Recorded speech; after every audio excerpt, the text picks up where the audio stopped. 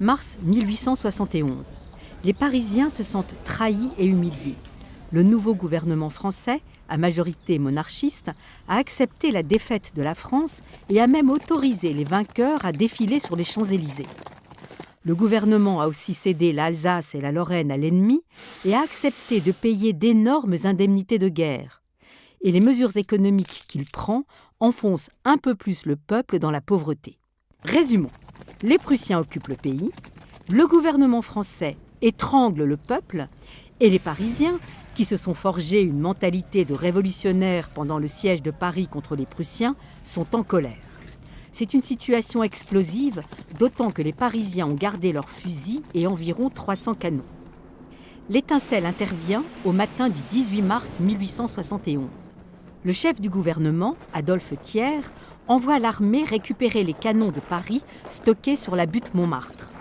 Femmes, enfants, vieillards affluent pour faire barrage. Un général ordonne de tirer sur la foule, mais les soldats refusent. Alors, des barricades sont levées partout dans la ville et le général est exécuté l'après-midi même. Thiers et ses ministres fuient Paris pour Versailles. Les Parisiens jubilent et organisent des élections. Le 26 mars, l'extrême gauche obtient la majorité. Comme la municipalité de Paris s'appelait la Commune pendant la Révolution française, on reprend ce nom. La Commune de Paris est proclamée devant une foule enthousiaste, place de l'Hôtel de Ville. Le drapeau rouge, symbole d'insurrection, flotte partout. Parmi les élus, des ouvriers, des artisans, des journalistes, des avocats, des médecins et des artistes. Ils sont républicains, socialistes, anarchistes, c'est l'extrême gauche révolutionnaire. Beaucoup de patrons et de bourgeois quittent la capitale sans demander leur reste. Les partisans de la commune, les fédérés ou communards, réquisitionnent les ateliers de production. C'est aux ouvriers de les gérer eux-mêmes.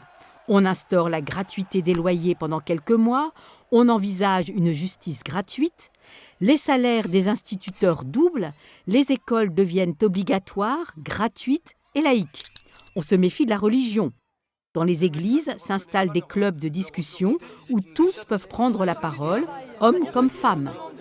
Car il y a aussi des femmes combattantes. C'est un incroyable laboratoire social qui accueille même des militants d'autres pays européens.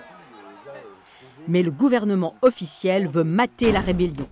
Il renforce son armée. Dès le 2 avril, les combats font rage aux portes de la capitale.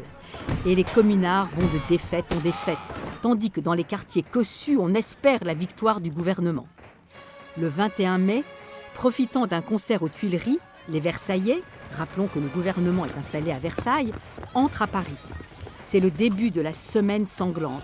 130 000 militaires contre quelques dizaines de milliers de fédérés. La répression est féroce. Quiconque a des traces de poudre sur les mains ou ressemble à un communard est fusillé. En réponse, les communards tuent des otages, dont l'archevêque de Paris. Puis, par désespoir ou pour empêcher l'armée d'avancer, mettent le feu à plusieurs monuments de Paris. Le palais des Tuileries, le palais de justice, l'hôtel de ville, en vain.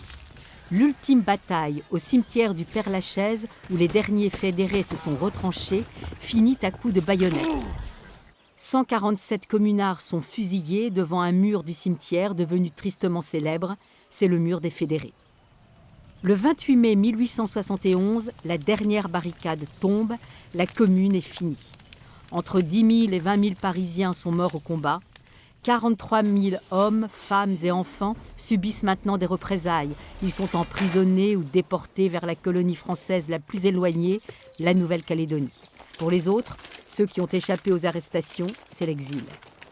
La commune n'a duré que 72 jours et pourtant, elle hante toujours les esprits. Pour la gauche, elle est un mythe fondateur. Marx et Engels y voient la première dictature du prolétariat. Sa mémoire s'est transmise grâce à des dizaines de milliers d'écrits, mais aussi grâce aux chansons.